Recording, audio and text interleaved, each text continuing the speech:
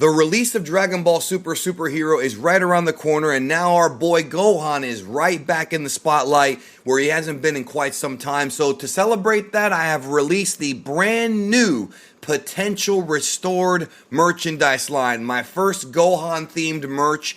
If you are a Gohan fan, you owe it to yourself to get this. It comes in various colors and sizes.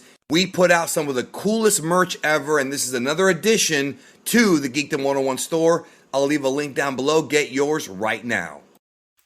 What's going on, y'all? So we have another 15-second TV spot coming right out of Japan for Dragon Ball Super Superhero. I told you guys yesterday that the hype train has finally begun. Was it a bit late for them to release all these trailers, considering the movie's coming out in, a week and a half?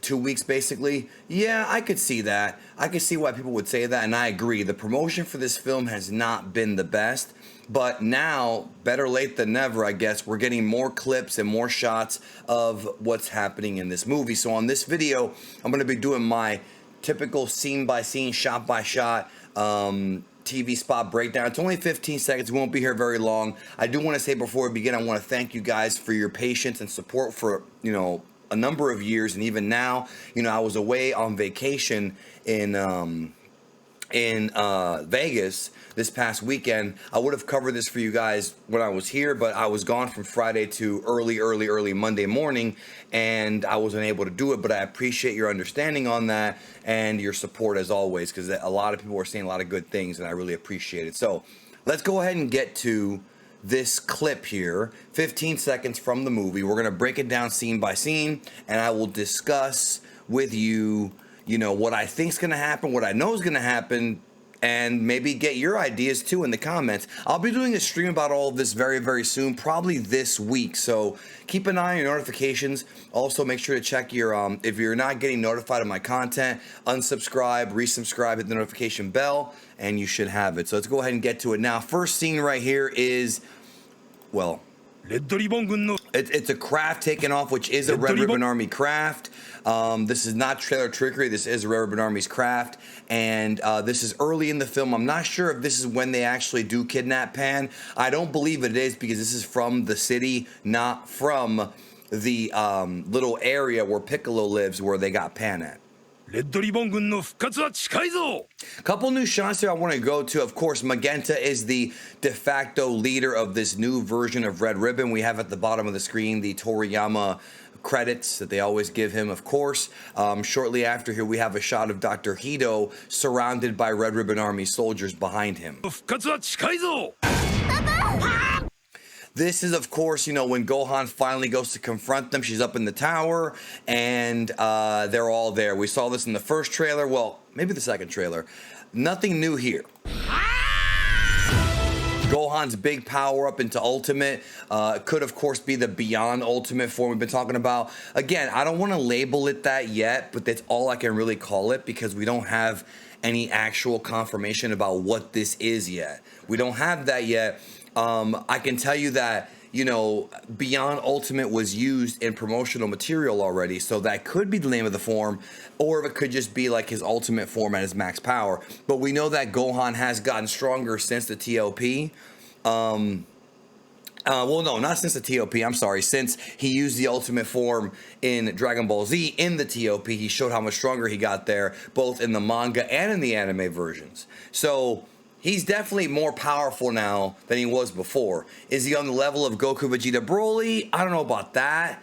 The movie will tell us. There have been some people who have been saying that, and I want to get on screen for just a moment. They have been saying that they think that Gohan has surpassed Goku in this movie.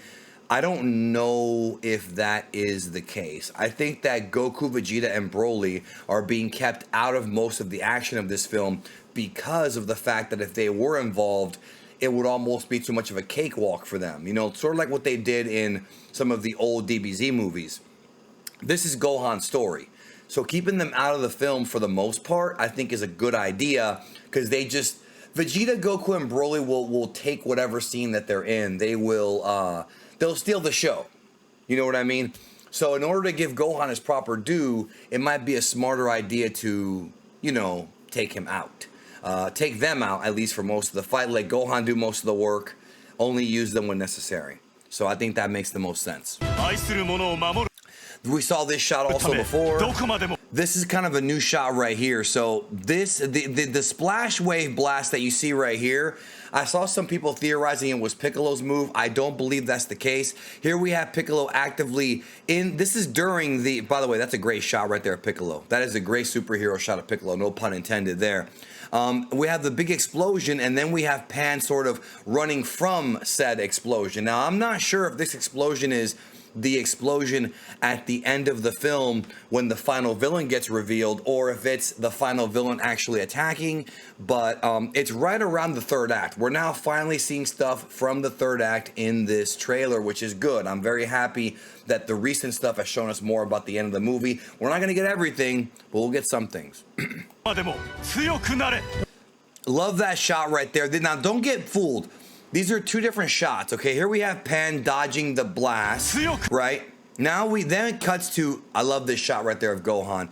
Gohan, what's going on here is Gohan is dodging a blast from the Gammas. This is the fight that takes place at the Red Ribbon headquarters, but not in the rain. Remember, there's multiple Gohan fights in this film. I reported at least 3. However, it may be, I think it is 3, but it could be like 4 or 5 as far as I know, depending on whether or not you consider a Gohan and Piccolo fight a fight. But there's a fight where Gohan fights the Gammas, and there's one where he fights them in the rain, right? That's 2 different scenes. Here's Piccolo preparing the Makanko Sapo. This is in the crater during the final confrontation. Now, this shot right here, I want to real quick talk with y'all about, yo. This is Gohan. Bro, he is... First of all, notice his aura. He is lit up, yo. It's not quite like Ultra Instinct, but it's giving me that vibe of like, you know, like the particle matter and all that. You know what I'm saying? And here is the Gamma just getting just jacked up, bro. He is... Who's your daddy, Gamma 1? You know what I'm saying? He's working him right here, bro. Look at that. Kicks him. He punted his ass away with that shot. The Gammas are not going to be able to have a chance against Gohan in this movie. They're not. That's not who Gohan's main foe is in this film. The Gammas will be there to give him a challenge, but they are not the primary foe. When Gohan gets serious, the Gammas are going to go down. There is a bigger enemy, a bigger threat looming in the background. This is a shot here, you know, of her when she's actually kidnapped. Now, this reunion shot of Gohan and Pan and her hugging him, right? That's a beautiful shot right there. Really, really nice ending to the trailer. It's actually the end of the TV spot right there. Now, I am unsure if this is when he first rescues her or if it's after they beat the final villain. I am not sure of that. I think it's actually before they face off against the final villain when Gohan actually does rescue her. So Gohan will be a hero, a superhero in this movie, and Pan will finally realize that she comes from a lineage of heroes. Gohan, Great Saiyan Man, her mom, Videl, also Great Saiyan Man 2 or Great Saiyan Woman. We've also got Mr. Satan, who's not a real hero, but he's the hero to the people. And of course, Son Goku, the hero of Dragon Ball, the main character. So she comes from a bloodline of many, many heroes in her DNA. So she is destined to be a hero. And I can tell you right now that by the end of this film, and I mean by the very, very end, Pan will, without question, have the idea in her mind of what she wants to be or who she wants to be later in life. Now, I'm not sure if she'll actually go through with it because plans change. We'll see if Toriyama ever takes us to that in the future, but she'll have an idea. So anyways, that's it for this breakdown. Hope you enjoyed it. Have a great one. Let me know what you think down in the comments about this scene and the rest of it. We'll talk to you real soon. This is going to be a crazy week, yo, so get ready for the ride because I don't even know if I'm ready. Leave a like. See you later.